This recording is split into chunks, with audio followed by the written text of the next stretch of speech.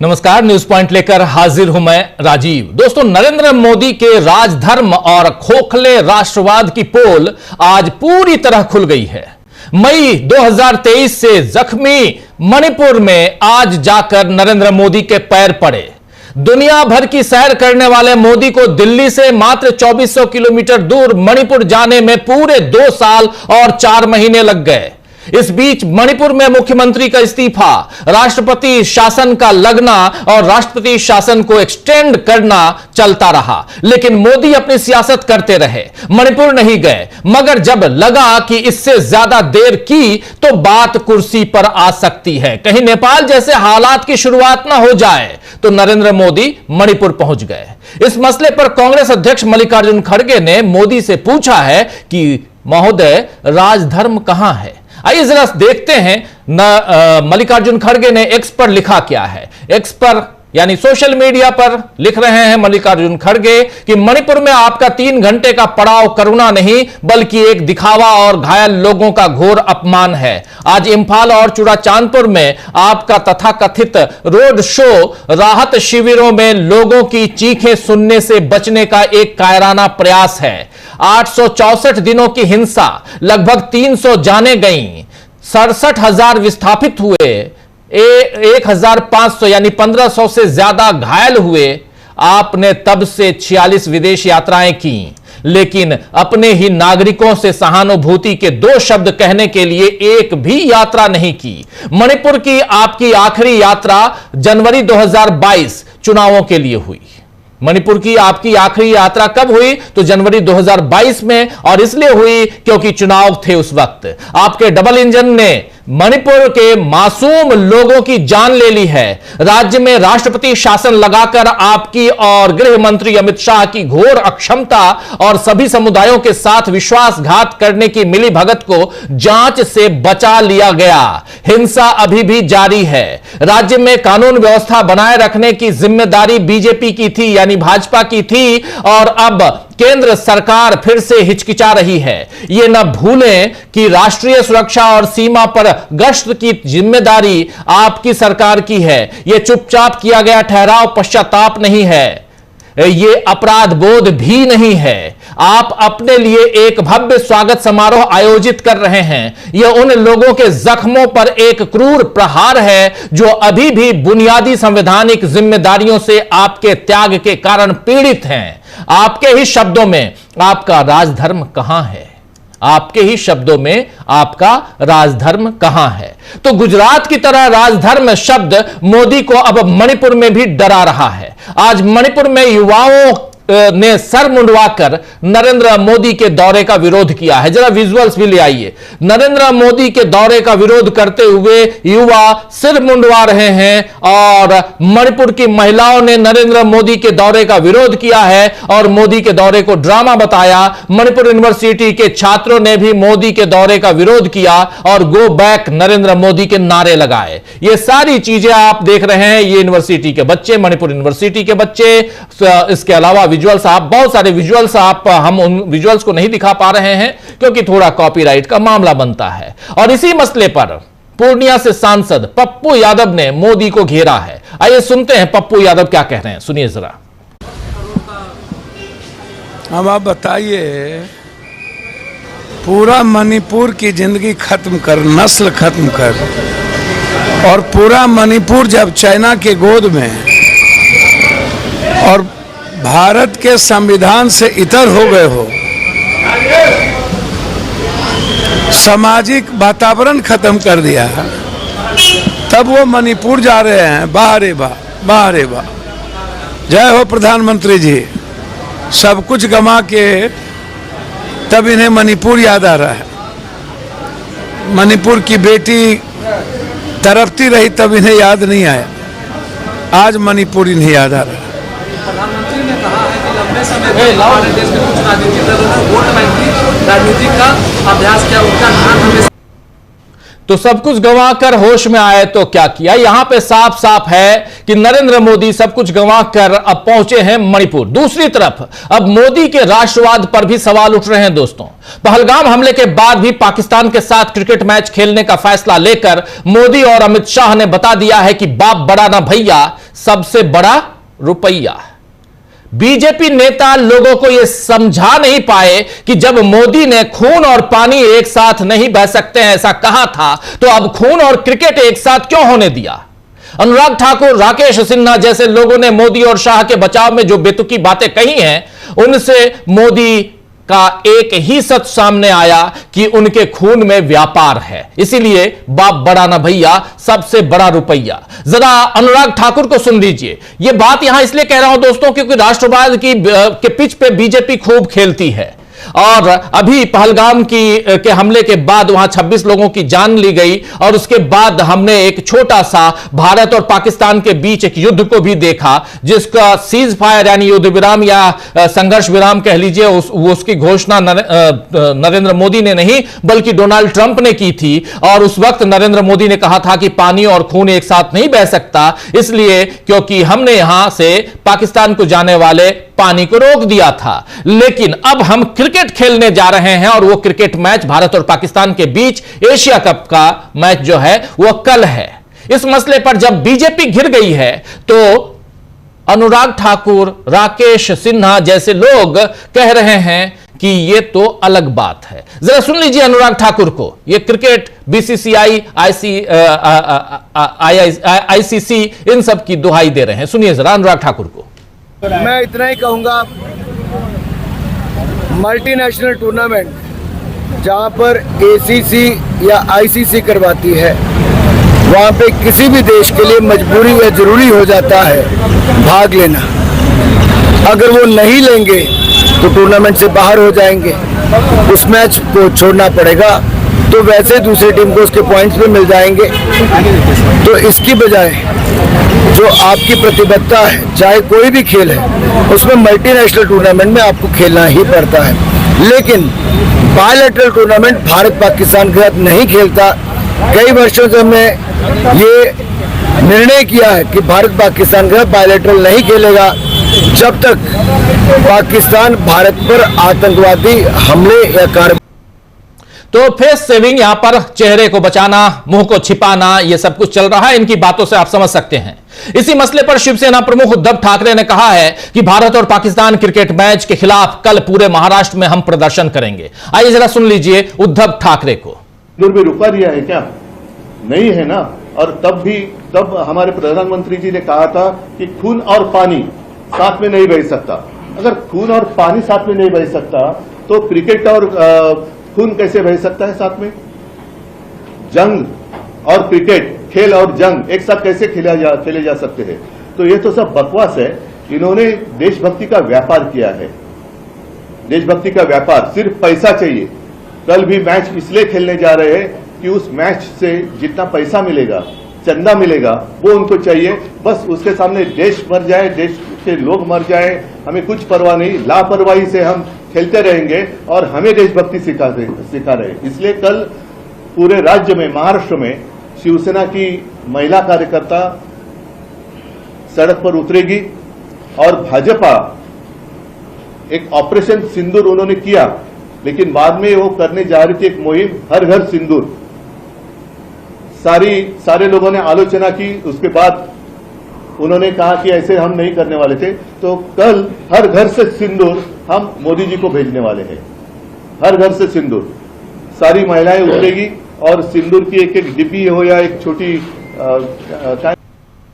तो हर घर से सिंदूर और नरेंद्र मोदी को हम भेजने वाले हैं। शिवसेना प्रमुख यहां उद्धव ठाकरे अपनी बात कह रहे हैं और कह रहे हैं कि इनको सिर्फ पैसा चाहिए, क्योंकि दो देश खेलेंगे, पैसा होगा, पैसे की कमाई होगी, यानी बाप बड़ा ना भैया, सबसे बड़ा रुपया। देश कहीं भी जाए, हम तो यहां खेलेंगे और हम तो पैसा कमाना चाहते हैं, कमाएंगे, यानी व्यापार करेंगे। खून में व्यापार है, खून में सिंदूर नहीं बल्कि व्यापार है। सिंदूर रहे तो आप जिंदा भी नहीं हो सकते, जिंदा रह नहीं सकते, यह संभव ही नहीं है।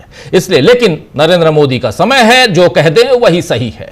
इधर एसआईआर यानी स्पेशल इंटेंसिव रिवीजन का विवाद भी खूब बढ़ रहा है दोस्तों। बंगाल में दुर्गा पूजा और अन्य राज्यों में दशहरा के बाद देश भर में एसआईआर शुरू होगा, ऐसी खबर है। बंगाल में निर्वाचन आयोग ने यानी चुनाव आयोग ने जिला मजिस्ट्रेटों को निर्देश दिया है कि वे 2002 में रजिस्टर्ड मतदाताओं की मैपिंग तुरंत शुरू करें, क्योंकि 2002 की मतदाता सूची को 2025 की सूची के साथ जोड़ा जाना है। यह काम 26 सितंबर तक करने की बात कही जा रही है। जिस तरह से अदालत में चल रहे मामलों के बीच चुनाव आयोग एसआईआर को पूरे देश में आगे बढ़ा रहा है, उससे जाहिर है कि मोदी सरकार में अब किसी का लिहाज नहीं किया जा रहा है। कल ही सुप्रीम कोर्ट में दाखिल एक हलफनामे में चुनाव आयोग ने कोर्ट को बताया है कि 1 अक्टूबर से पूरे देश में एसआईआर शुरू करने की तैयारी चल रही है, जिसे 1 जून 2026 में पूरा कर लिया जाएगा। यानी 2026 के जून के महीने में पूरे देश में एसआईआर पूरा कर लेंगे। यानी एक तरफ जब बिहार एसआईआर की वैधता पर सुनवाई सुप्रीम कोर्ट में चल रही है, सुप्रीम अदालत में चल रही है, तब पूरे देश में इसे लागू करने की पहल चुनाव आयोग ने कर दी है। मतलब आप समझ सकते हैं दोस्तों कि चुनाव आयोग खुद को कोर्ट से बड़ा समझ रहा है और इसी दम पर बीजेपी को गुमान है कि किसी भी तरह से सत्ता पर उसका कब्जा बना रहेगा। लेकिन इंडिया गठबंधन बीजेपी के इस घमंड को तोड़ने की तैयारी में लगा हुआ है।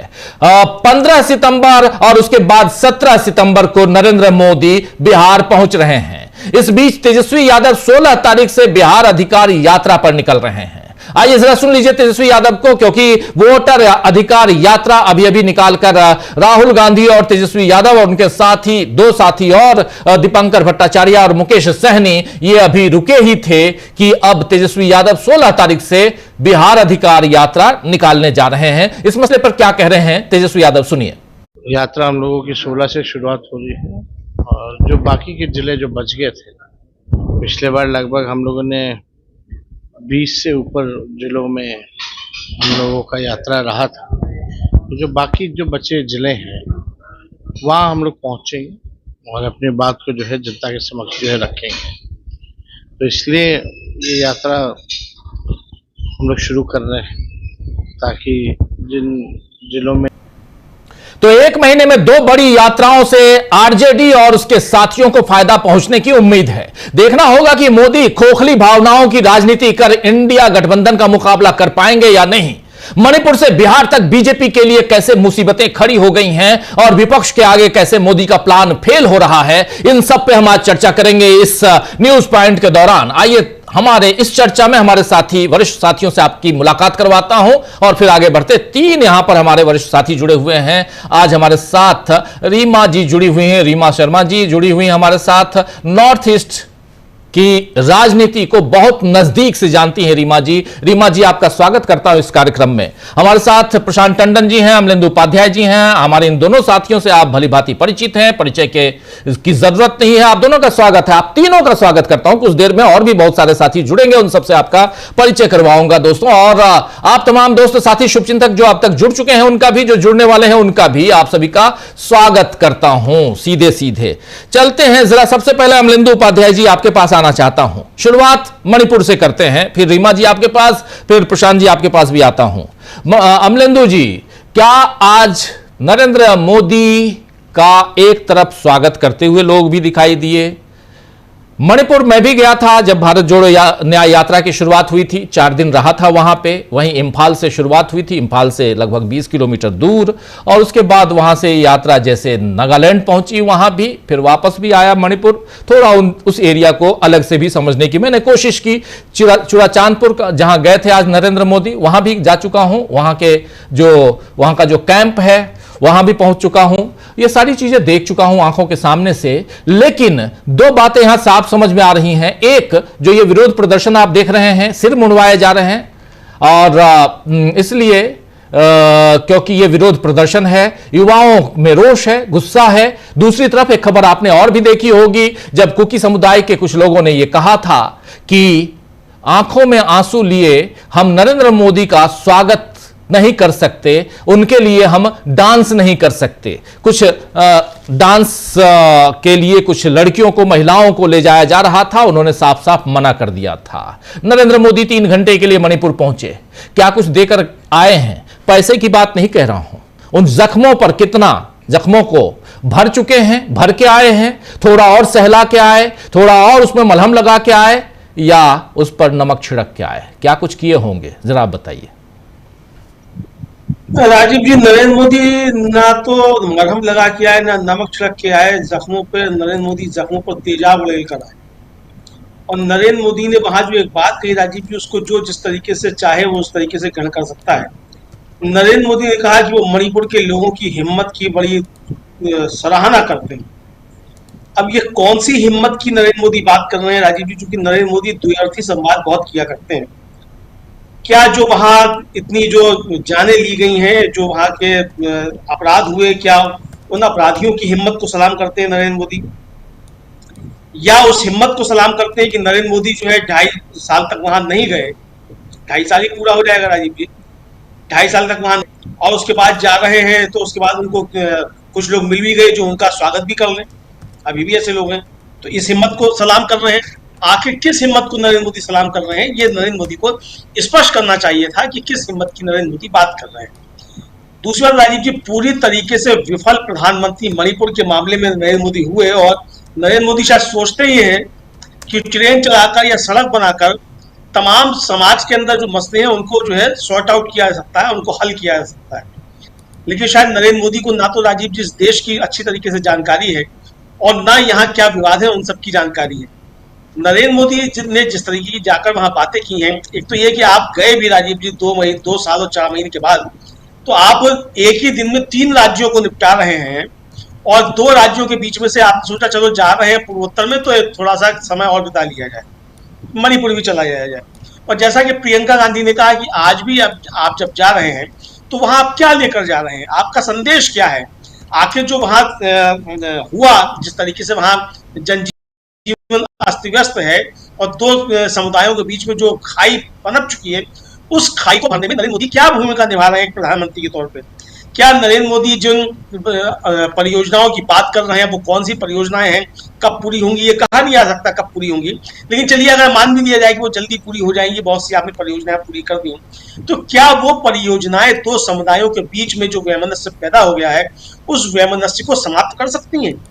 क्या इन परियोजनाओं से वहां खुशहाली लौट सकती है? क्या वहां का सांप्रदायिक सौहार्द जो है वो लौट सकता है? ये बात नरेंद्र मोदी को बतानी पड़ेगी। नरेंद्र मोदी से सवाल ये है कि उनका वो मुख्यमंत्री जिसके ऊपर आरोप ये था कि वो खुद लोगों को हिंसा के लिए उकसा रहा है, और उसकी ऑडियो क्लिप जो है वो सुप्रीम कोर्ट में राजीव जी पहुंची, और वहां से जो है उस पर SIT गठित की गई, उसकी फोरेंसिक जांच की जा रही है। तो अब आपने उस मुख्यमंत्री को तब भी नहीं हटाया जब उसका मामला सुप्रीम कोर्ट में पहुंचा और वहां से SIT गठित हो गई। आपने उस मुख्यमंत्री का इस्तीफा तब स्वीकार किया जब भारतीय जनता पार्टी के अंदर ही खुद विद्रोह की स्थिति पैदा हो गई, और आपके समर्थक विधायक जो थे दलों के, वो आपको छोड़कर जाने लगे, तो तब आपने जाकर वो किया। तो नरेंद्र मोदी को बहुत सारे सवालों के जवाब देने हैं। एक तरीके से कहा जाए कि नरेंद्र मोदी ने वहां जाकर जो जख्म है, चाहे वो मैतेई हो चाहे कुकी हो, हम ये बात नहीं करते किसके, लेकिन दोनों ही समुदायों के जो जख्म हैं उनके ऊपर तेजाब छिड़कने का काम किया है। कोई मरहम लगा पाने में नरेंद्र मोदी विफल रहे। जी जी बिल्कुल, जरा स्क्रीन पर ले आइए रीमा जी को, जरा उनके पास भी आता हूं, जरा समझें। रीमा जी, कैसे आप देखती हैं इस पूरे 2 साल 4 महीने बाद नरेंद्र मोदी का मणिपुर जाना? आखिर 2 साल 4 महीने क्यों लग गए? मुझे करने के लिए एक बात बोलूं, जब कोई जख्म होता है शरीर में भी और कहीं पे भी, फर्स्ट एड बहुत जरूरी होता है। First aid government of India ने देने में विफल हुआ, प्राइम मिनिस्टर बिल्कुल विफल हुआ, फर्स्ट एड नहीं दिया, फर्स्ट एड नहीं मिला है। जख्म अभी इतना ज्यादा गाढ़ा हो गया है, अभी जल्दी भरने वाला नहीं है, ये मुमकिन नहीं है। आज प्राइम मिनिस्टर गया है, कुछ प्रोजेक्ट मिजोरम के लिए जो प्रोजेक्ट है वो वेलकम है, ये सरासनपुर में जाके जो प्रोजेक्ट के लिए बोला है, ये सब वो खाओ को नहीं भरेगा, उल्टा नमक सड़क के आया है। किस कुकी समुदाय जहाँ पे है सरासनपुर हिल में, वहीं पे गया है, लेकिन किसी टाइम में इम्फल में जो बैठा हुआ है हम लोग मेटी समाज, मेटी का डिमांड और ये दोनों का जो संघर्ष है उसको मिटाने के लिए, उसको उस गैप को कम करने के लिए एक शब्द भी उसका भाषण में, प्राइम मिनिस्टर का भाषण में एक लाइन भी, एक शब्द भी नहीं है। वो उसको अवॉइड करके पैकेज लेके सोचा था कि एक पैकेज दे दूं बस चुप रहेंगे। वो बात नहीं है, वो जख्म नहीं भरेगा कभी भी जब तक ये दोनों समुदाय को अच्छा से नहीं सुने अक्रॉस द टेबल, और दोनों समुदाय के बीच में जो डिमांड है उस डिमांड को डिमांड का जो ये आलोचना के जरिए अक्रॉस द टेबल सोल्व नहीं करेंगे, उस पॉइंट में नहीं आएंगे, तब तक ये सोल्व नहीं होगा। जो वायलेंस हुआ था उसके बाद लास्ट ईयर अमित शाह जी ने, गृह मंत्री ने एक मीटिंग बुलाया था कुकी समुदाय और मेटी समुदाय का कुछ एमएलए को बिठा के, लेकिन अनफॉर्चुनेटली ये दोनों समुदाय का मीटिंग एक साथ एक टेबल में नहीं बनाया, दोनों समुदाय को अलग अलग से मीटिंग किया। ये क्या मतलब हुआ? मतलब हुआ दोनों समुदाय को मिला के बड़े भाई जैसा गृह मंत्री है, दोनों साथ में बिठाना चाहिए था, बात करना चाहिए, लेकिन नहीं। आज तो ये मुंडा होके या प्रोटेस्ट जो हो रहे हैं अपना अपना तरीके से, ये प्रोटेस्ट इसको बोला है कि आप लोग जितना पैकेज दे रहे हो वो नहीं है। पहले हम लोग का जो दिमाग था, जितना हम लोग का घायल था, उसको ये करा। अभी भी कैंप है, कैंप का हालत इतना खराब है, इतना खराब है, वहीं पे नॉर्थ ईस्ट का लोग एटलीस्ट ऐसे हालत में नहीं रहता है। साफ सुथरा हम लोग का कल्चर में होता है, लेकिन अभी जो कैंप में है, कैंप का हालत खराब है, पैसा नहीं है, खाना नहीं है, कुछ भी नहीं है। और उसके लिए, ये सब बात के लिए एक लाइन भी, कुछ भी संवेदना की भाव को प्रकट नहीं हुआ है प्राइम मिनिस्टर का बातों में। और इतना साल कैसे लग गया उसको? इतना देश भर घूम रहा है, एक मणिपुर जाने के लिए इतना साल क्यों लगा दिया? इतना मलम नहीं लगाया और वो घाव गहरा होके जा रहे हैं, और गहरा घाव को भरने को टाइम लगेगा, इतना इजी नहीं है। आज का जो गया है वो मरहम नहीं, नमक करके आया है। जी जी, मरहम नहीं बल्कि नमक करके आए, नमक लगा के आए हैं, नमक छिड़क के आए हैं नरेंद्र मोदी। इस बीच हमारे साथ जुड़ गए हमारे साथी मुकेश कुमार सिंह जी, वरिष्ठ पत्रकार। मुकेश जी, आपका स्वागत है इस कार्यक्रम में। एक लंबे अंतराल के बाद आपसे फिर रूबरू हम हो रहे हैं, बहुत बहुत शुक्रिया आपका। और पहले जल्दी आना चाहता हूं प्रशांत जी, और आप लोगों के बीच आओ। देखिए दोस्तों, आप लोगों को एक और बहुत इंपॉर्टेंट जानकारी दे देता हूं। वक्फ बिल जिस पर सुनवाई समाप्त हुई थी 22 मई को वक्फ बिल पे, इस पर फैसला आ रहा है सोमवार को सुबह 10:30 बजे। वक्फ बिल पर जिसको चुनौती दी गई थी, एक नहीं बल्कि 70 याचिकाएं थी, जिनमें से 5 याचिकाओं को एक साथ समेटकर CJI chief justice of India BR Gavai साहब और AG मसीह, जस्टिस मसीह, इन दोनों की बेंच ने सुनवाई की थी। उसके बाद गवई साहब ने इस फैसले को सुरक्षित रख लिया था, ऑर्डर को सुरक्षित रखा था। उसके बाद वेकेशन, और फिर गवई साहब भी बाहर चले गए, विदेश चले गए, आए। अब फैसला लिखा जा चुका है और फैसले की घड़ी आ चुकी है। आज इसकी खबर मिल चुकी कि 10:30 बजे सुबह, परसों यानी सोमवार को वक्फ बिल पर फैसला सुनाया जाएगा। सुबह से हम आपके साथ रहेंगे दोस्तों, कल शाम को जरूर बता देंगे कितने बजे से रहेंगे, लेकिन यह बहुत ही महत्वपूर्ण फैसला है, हमारे साथ बनिएगा। दूसरी सबसे महत्वपूर्ण बात उसी दिन होने वाली है, वो है SIR पर भी सुनवाई उसी दिन है। तो SIR पर भी सुनवाई और साथ में यह फैसला वक्फ पर, वक्फ बिल जो पारित कराकर आगे क्या कुछ होने जा रहा है, जिसको चुनौती दी गई है, उन चुनौतियों का सामना सुप्रीम कोर्ट में सरकार कैसे कर रही थी, ये हम आप तक पहुंचा चुके हैं। लेकिन अब फैसले की घड़ी, उस पर हम आप तक तमाम खबरें पहुंचाएंगे। और आज भी SIR पे बात तो हम करेंगे ही, बिहार पे बात करेंगे, और तमाम मसलों पे सुप्रीम कोर्ट और चुनाव आयोग की बात तो होगी ही इसी चर्चा में। मणिपुर की थोड़ी सी चर्चा कर लेते हैं। बहुत दिनों बाद अचानक जागे प्रधानमंत्री सो के उठे और बोले कि चलिए भाई अब चल देते हैं। बहुत दिन हो गए, क्या प्रशांत जी ऐसा ही हुआ था? बहुत दिन हो गए, 2 साल 4 महीने हो गए, और अब चलो चुनाव आज की घड़ी में जाऊंगा तो अच्छा नहीं लगेगा, चलो अभी चलते हैं। नहीं, तो अब क्यों गए हैं ये भी मैं इस पर चर्चा कल की थी मैंने जी, तो कि प्रधानमंत्री अब क्यों गए हैं और क्या होगा इससे। मैं रीमा जी की बात से सहमत हूँ कि नमक छिड़क कर आए हैं जख्मों में, क्योंकि आपने अलग अलग बात की, वहां पे डायलॉग इस्टेब्लिश नहीं किया, बातचीत नहीं इस्टेब्लिश की, घावों में मरहम नहीं लगाए, आपने लोगों के बीच में विश्वास कायम करने कोई योजना नहीं है, कोई प्रोजेक्ट नहीं है कि कैसे लोगों के बीच में विश्वास कायम करें। और ये हरी झंडी दिखाने से, वो उद्घाटन करने से और शिलालेख वहाँ पे डालने से उससे समस्या का हल नहीं होगा। समस्या का हल, जो समस्या है उसको टारगेट करना होगा। याद कीजिए राजीव जी, जब राजीव गांधी प्राइम मिनिस्टर बने तो पंजाब और असम जल रहा था और अपेक्षाकृत बहुत ही अनुभवहीन प्रधानमंत्री थे राजीव गांधी। उनका कोई पिछड़ा अनुभव नहीं था, न मुख्यमंत्री का न मंत्री का। और उसके बावजूद क्या किया था राजीव गांधी ने? वहां के लोगों से डायलॉग एस्टेब्लिश किया था। तब तो पंजाब अकॉर्ड हुआ, तब तो असम अकॉर्ड हुआ था और शांति स्थापित हुई थी वहां पे। प्रधानमंत्री मोदी ये करने में असफल रहे, एक बड़े स्टेट्समैन की भूमिका नहीं निभा पाए।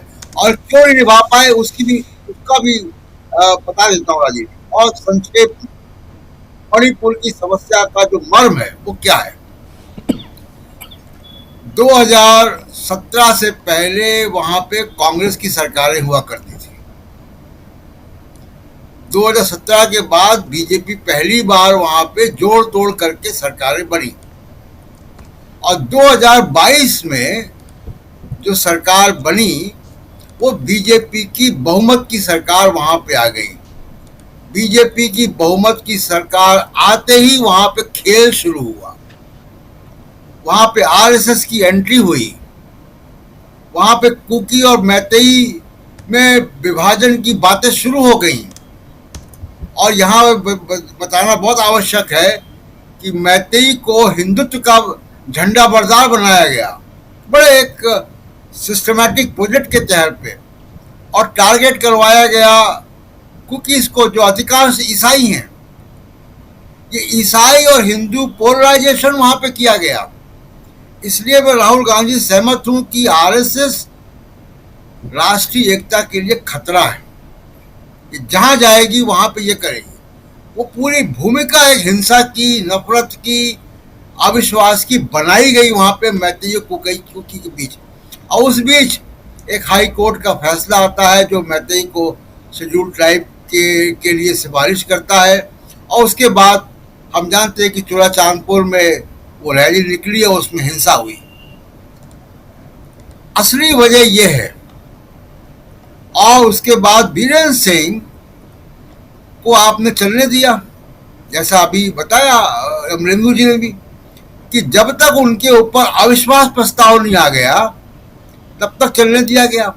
वहां महिलाओं को निर्वस्त्र घुमाया गया, कितनी हिंसा हुई, 250 से ऊपर चर्च जलाए गए, 200, 250, 300 लोग मारे गए।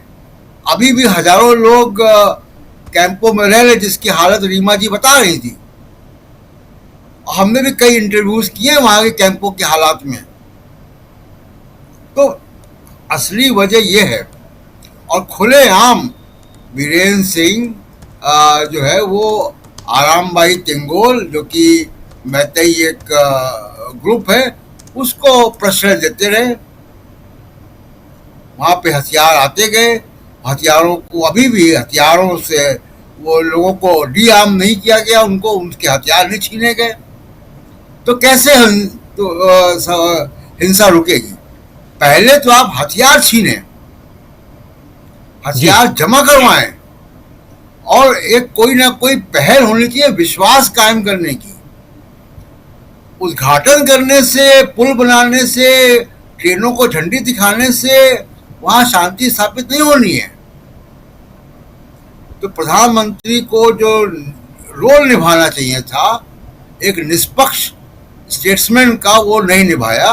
उनका झुकाव एक तरफ है, और हम जानते हैं कि झुकाव क्यों है, क्योंकि वहां पे आरएसएस ने एक नई ध्रुवीकरण राजनीति शुरू की अब क्यों गए हैं? अब इसलिए गए हैं क्योंकि अमेरिका के तमाम सारी संस्थाएं, जिसमें कि अमेरिका की कांग्रेस की जो रिलीजियस फ्रीडम कमेटी है वो सवाल उठाती है मणिपुर की हिंसा पर। भारत में अमेरिका के राजदूत सवाल उठा चुके हैं। यूरोपियन यूनियन के पार्लियामेंट में रेजोल्यूशन पास हुआ, प्रस्ताव पारित हुआ है, निंदा प्रस्ताव पारित हुआ है, सर्वसम्मति से पारित हुआ है। और अब अमेरिका G7 कंट्री से कह रहा है कि भारत को सबक सिखाओ, रूस से तेल ले रहा है। तो तमाम अंतर्राष्ट्रीय दबाव की वजह से मणिपुर गए हैं। उनका निशाना था वो पश्चिम मीडिया में हेडलाइन मैनेजमेंट था, वो कामयाब नहीं हुआ है। वो कामयाब तब होता जब वहां पे एक विश्वास कायम करके आते हैं। जी मुकेश जी, आपसे जरा समझना चाहता हूं, हेडलाइन मैनेजमेंट जो अभी कह रहे थे प्रशांत टंडन जी, हेडलाइन मैनेजमेंट के तहत ही ये मणिपुर भी है या यहां पर कुछ और मामला है? जरा आपका नजरिया। ये लगता है प्रशांत की बात ज्यादा उसका प्रपोर्शन बहुत अच्छा है। हेडलाइन मैनेजमेंट, इस हमारे प्रधानमंत्री इसमें सबसे ज्यादा माहिर है। हेडलाइन मैनेजमेंट और तरह तरह के शो करके और ये दिखाने और बताने की कोशिश की, हाँ साहब लीजिए मैंने ये झंडा दिखा दिया, मैंने ये ट्रेन चला दी, मैंने ये पुल का उद्घाटन कर दिया, वगैरह वगैरह ना। अगर आप रिकॉल करें कि हेडलाइन मैनेजमेंट के बियॉन्ड जो आप जानना चाहते हैं या जो मणिपुर के कॉन्टेक्स्ट में है, इस देश में 11 साल में जो भी समस्या आई, एक समस्या को आप आइडेंटिफाई करके बताएं कि उस समस्या के रेजोल्यूशन में प्राइम मिनिस्टर ने एक बहुत ही कंस्ट्रक्टिव भूमिका निभाई है। किसान आंदोलन हमारे सामने है और भी दर्जनों चीजें ऐसी हैं जब भी पब्लिक के बीच में क्यों नहीं निभा पाते हैं ये? एक उनको आता ही नहीं वो काम। माईवे और हाईवे वाले ये स्टेट्समैन है, तो इसलिए इनसे ये उम्मीद भी कर लेना, मुझे लगता है शायद वो भी, हम लोग उनको जो 11 साल से देख रहे हैं वो ये यही करेंगे जितना ये अभी कर रहे हैं, यही जाकर के लंतरानियां करेंगे, इसी में सबसे अच्छे हैं। बाकी ये इनकी कभी हिम्मत नहीं होगी, मणिपुर तो चलेगा, कभी इनकी हिम्मत नहीं होगी प्रेस कॉन्फ्रेंस करने की, क्योंकि ये कभी इतने प्रिपेयर्ड हो ही नहीं सकते कि प्रेस कॉन्फ्रेंस पे सवालों का जवाब दे दें। ये वो चीजें हैं, इन्होंने डिक्लेयर तरीके से अनडिक्लेयर तरीके से, आप देखें प्राइम मिनिस्टर ने डिस्क्लोज कर दिया देश के सामने कि भैया मैं इसी काम को कर सकता हूं, तरह तरह के फोटो सेशन करवा सकता हूं, वो मुझसे करवा लो। विदेश जाऊंगा तो कहां हंसना और कहां रोना है इसका कोई ठिकाना नहीं है, कब क्या करने लगूंगा उसको कोई पता नहीं है। ये इसी तरह की मिमिक्री वाली चीजें अगर आपको पसंद आती है तो मैं आपका बहुत शानदार प्राइम मिनिस्टर हूं। कुल मिलाकर के इनकी उपलब्धियों को हम इस दायरे में, बाकी पोल मैनेजमेंट, बाकी पोलराइजेशन ऑफ द सोसाइटी, यही इनके हाईलाइट्स हैं इनके 11 साल के। रही बात विकास की, विकास एक ऐसी प्रक्रिया है, एक कंटिन्यूअस चलने वाली चीज है। हर सरकार आएगी वो कुछ ना कुछ अच्छा करने में जरूर सफल होगी, ऐसा हो ही नहीं सकता। जहां से नरेंद्र मोदी ने विकास किया था, क्या उसके पहले कोई विकास नहीं हुआ था? उनको उससे आगे बढ़ाना था चीजों को। विकास करने में बहुत सारे फैक्टर साथ में चलते हैं। उस समय तक टेक्नोलॉजी कितनी डेवलप हो गई जब एक कोई खास सरकार आई, क्या उससे पहले की सरकारों के सामने वो टेक्नोलॉजी थी? तो ऐसे बहुत सारे फैक्टर्स होते हैं। क्या उस समय की सरकारों के पास इस तरह की इकोनॉमिक स्ट्रेंथ थी? ऐसे तो इसलिए प्रधानमंत्री जो मणिपुर में आज करके आए, ये बस खाली ये कॉस्मेटिक चीजें, हाँ लो जी मैं चला गया मणिपुर। अब आप देखिए ना, एक दिन में 3 राज्य निपटा है, क्या किया उन्होंने उन राज्यों में जाकर के? अच्छा, आप अगर आइटिनरी देखें उसकी कि उन्होंने किया क्या क्या है, तो आपको खुद ही समझ में आ जाएगा कि जो मैं कह रहा हूं या जो प्रशांत कह रहे हैं उसमें क्या सब्सटेंस है, जो अमरिंदु पहले कह चुके हैं, जो रीमा जी कह चुकी है, उसमें क्या सब्सटेंस है। आप अगर कुछ करेंगे तो नजर आएगा ना, कैसे नहीं नजर आएगा। अब मणिपुर को आवश्यकता किस चीज की है? मणिपुर को आवश्यकता है इन 2 कम्युनिटीज की, यानी मैती और कुकी को आपस में कोहेसिव बनाने की। उस डायरेक्शन में कुछ हो रहा है? जब से बवाल हुआ है हाईकोर्ट के आदेश के बाद से, तब से अभी तक उस डायरेक्शन में क्या एक्शन हुआ है आप बताइए? कुछ भी नहीं, क्योंकि हमें एक्शन करना नहीं है। एक्शन करना बीजेपी की पॉलिटिक्स को सूट नहीं करता। बीजेपी की पॉलिटिक्स ये चाहती है कि वहां ऐसे ही पोलराइजेशन रहे मैतेई और कुकीज के बीच में। मोटी बात तो यही है, वरना अगर कोशिश करते तो सफिशिएंट टाइप था। हर काम प्राइम मिनिस्टर नहीं करता है, मान लिया हमने, लेकिन जिन लोगों को आपने वहां तैनात किया है उन लोगों को क्या ये भूमिका दी गई है, बताई गई, क्या उन्होंने कुछ एफर्ट्स किए, प्रयास किए? अगर किए होते तो आज वो नजर आते। ऐसा नहीं है कि नजर नहीं आएंगे। तो ये वो बात है जो मैं इस बारे में ऐड कर सकता था।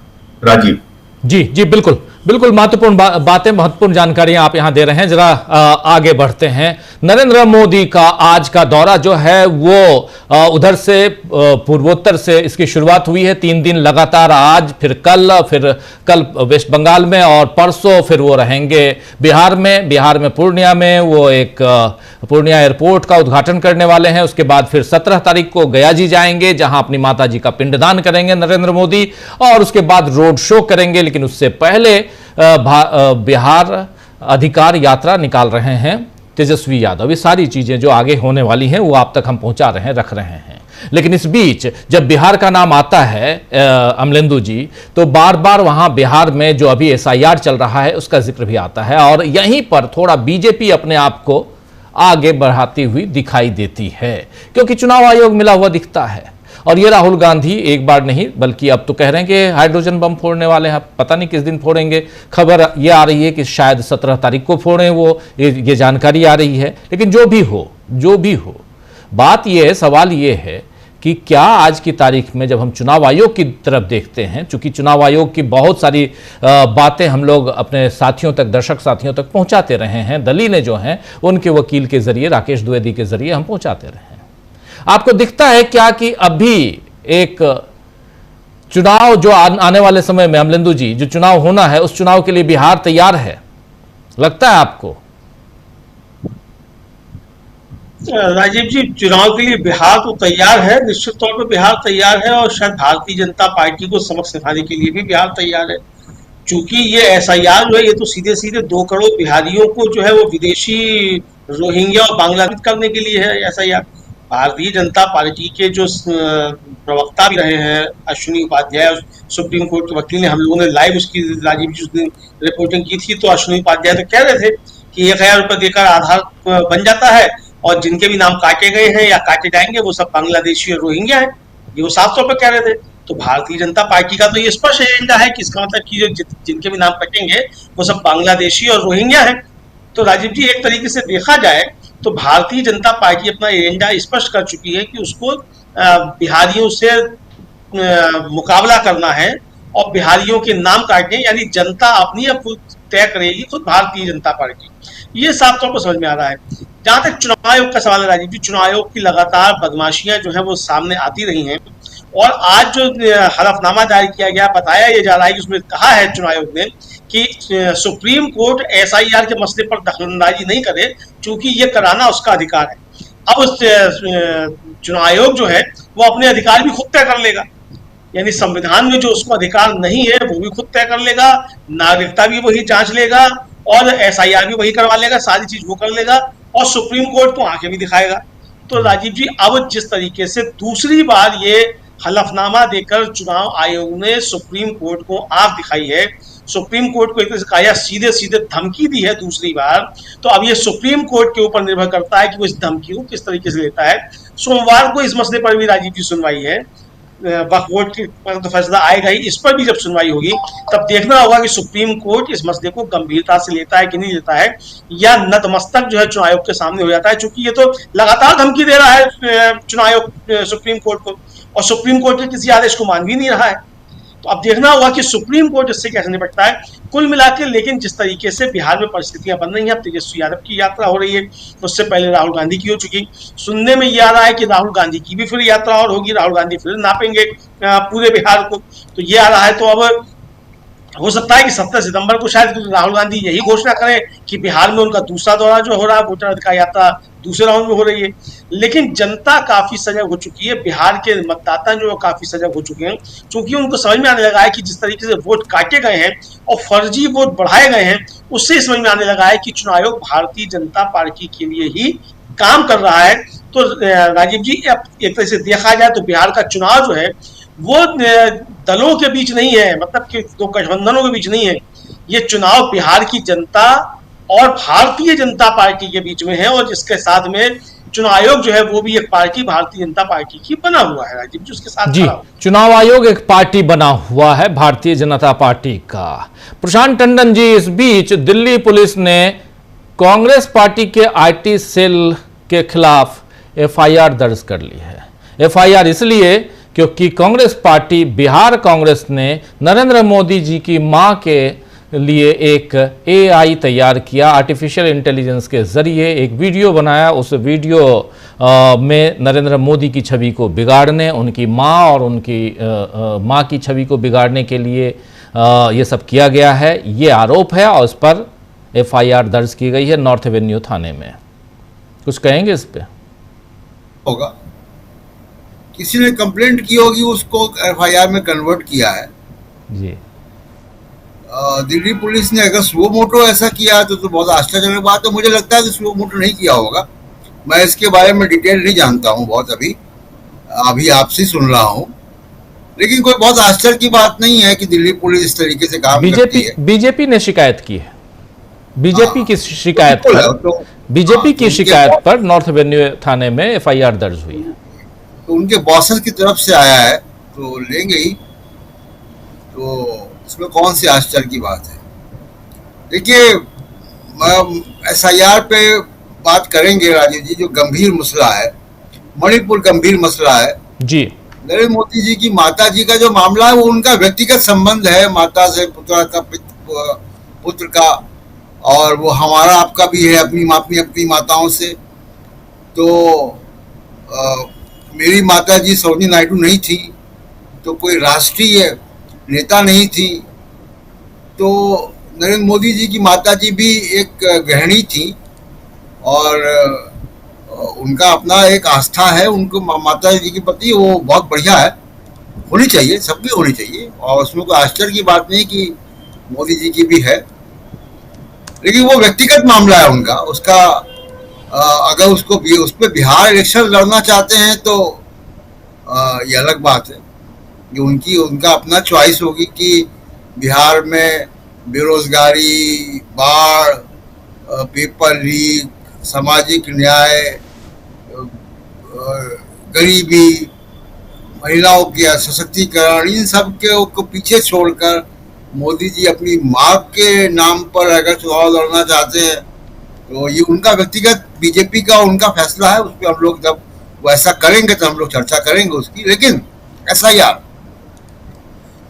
देखिए, अभी से आज 13 तारीख है राजीव जी, और अगर आप पिछले इलेक्शन का कैलेंडर देखें जी, तो अब से 12 दिन बाद पिछली बार यानी 2020 में चुनाव की घोषणा हो गई थी।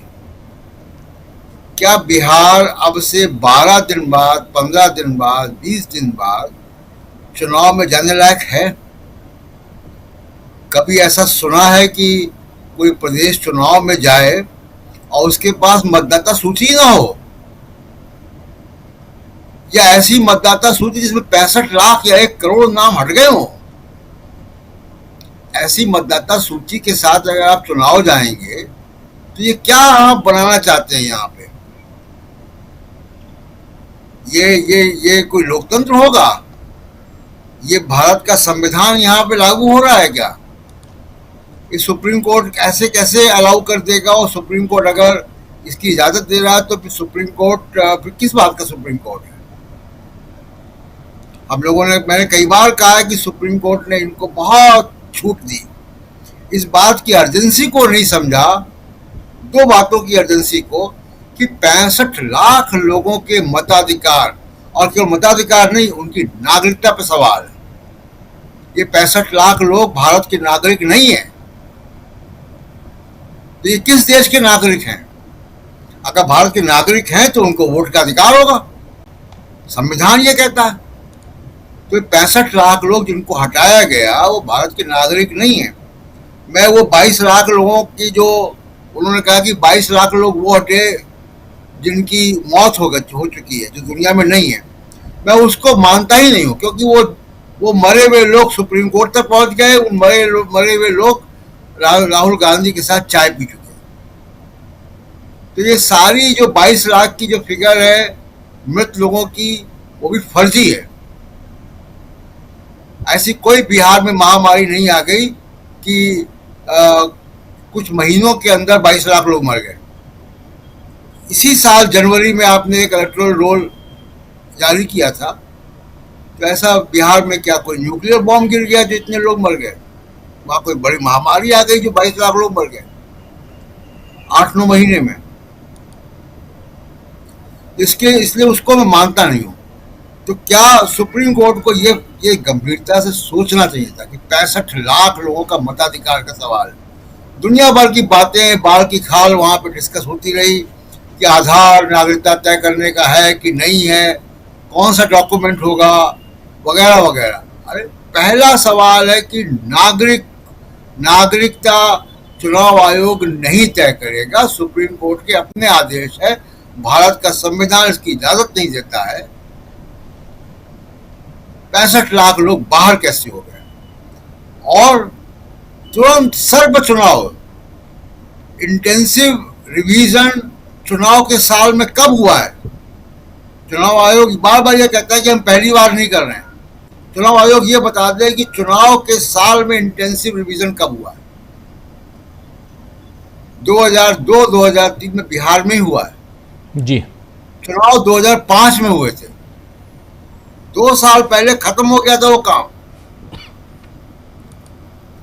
तो कोई फीडबैक मिला बीजेपी को और आपने उसको नाम हटाने का कारीगरी शुरू कर दी, एक घोटाला शुरू कर दिया।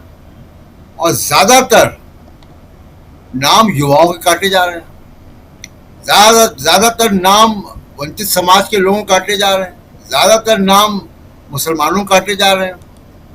तो ये कोई क्या एक कस्टमाइज वोटर लिस्ट बनाने का काम इलेक्शन कमीशन कर रहा है जिसमें कि बीजेपी जीते?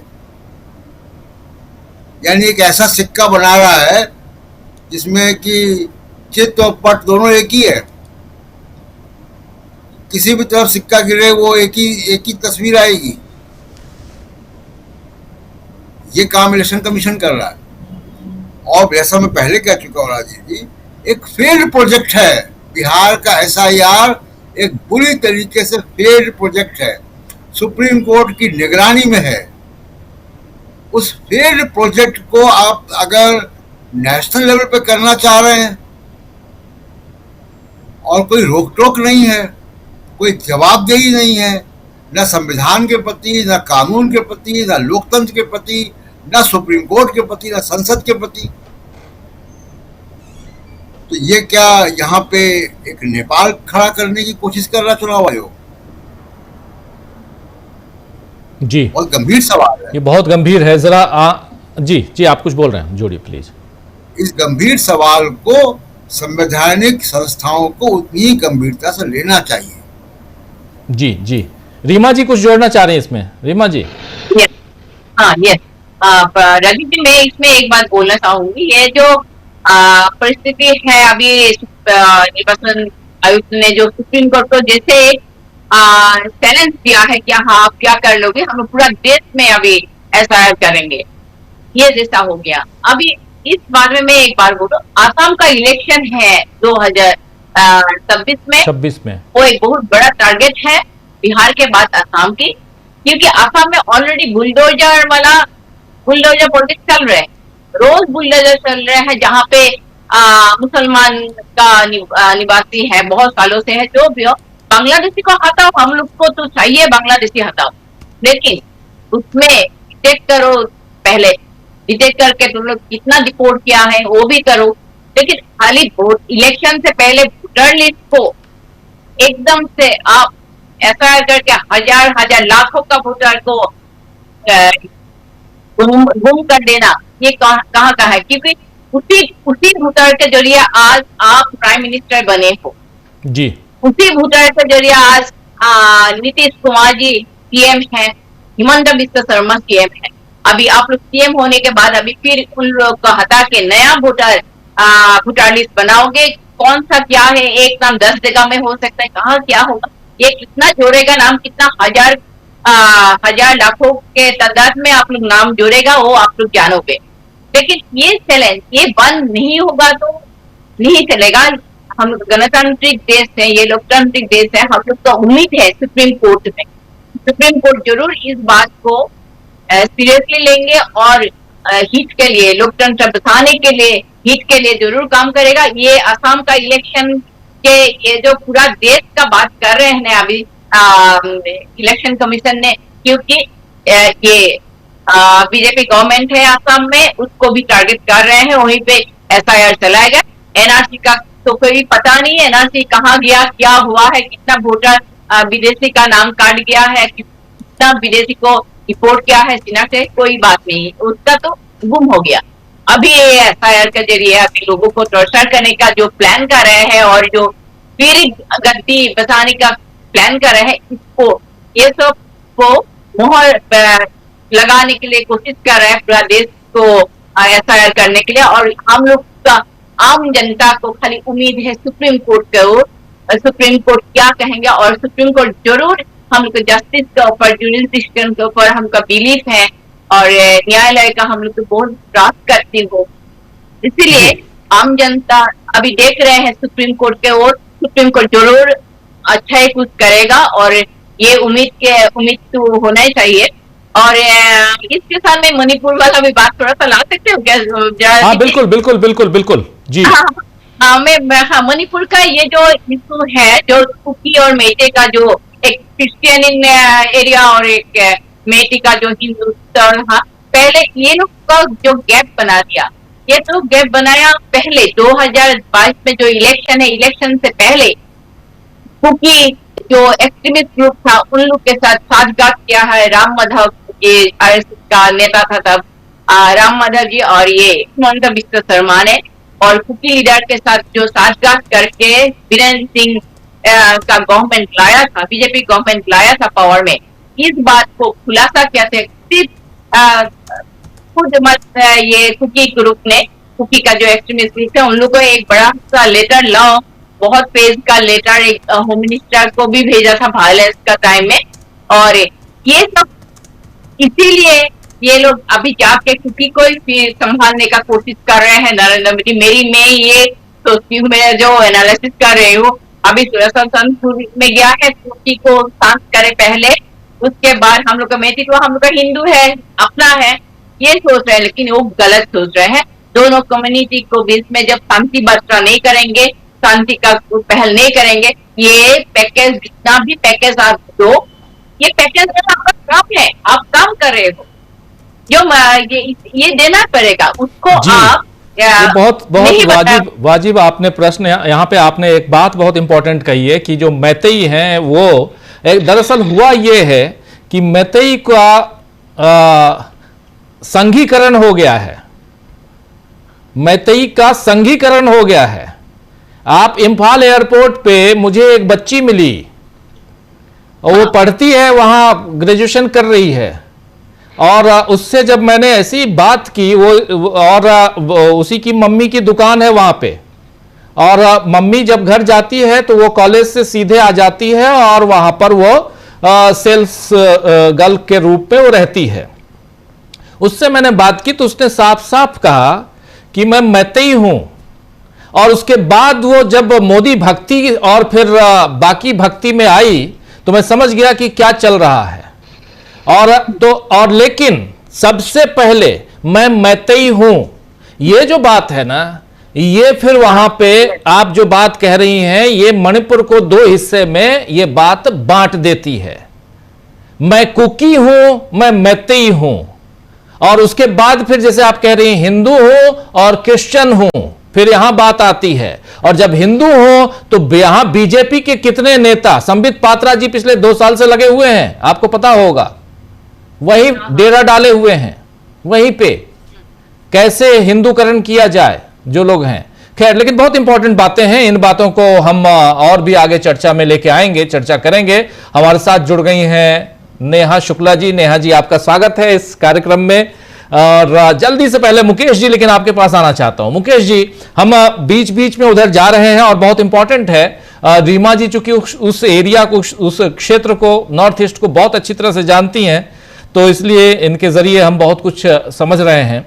लेकिन दूसरी तरफ जब एसआईआर की बात हो रही थी और प्रशांत टंडन जी कुछ इंपॉर्टेंट बातें यहां कह रहे थे, और उसी बात को थोड़ा सा आगे बढ़ाएंगे, आपके जरिए बढ़ाना चाहूंगा। एसआईआर यानी स्पेशल इंटेंसिव रिवीजन जो वहां चल रहा है बिहार में, बिहार एसआईआर को रद्द करने के लिए याचिकाएं लगी हुई हैं। मुकेश जी, आप तो पहली प्रेस वार्ता में थे, खूब वायरल हुए थे आप।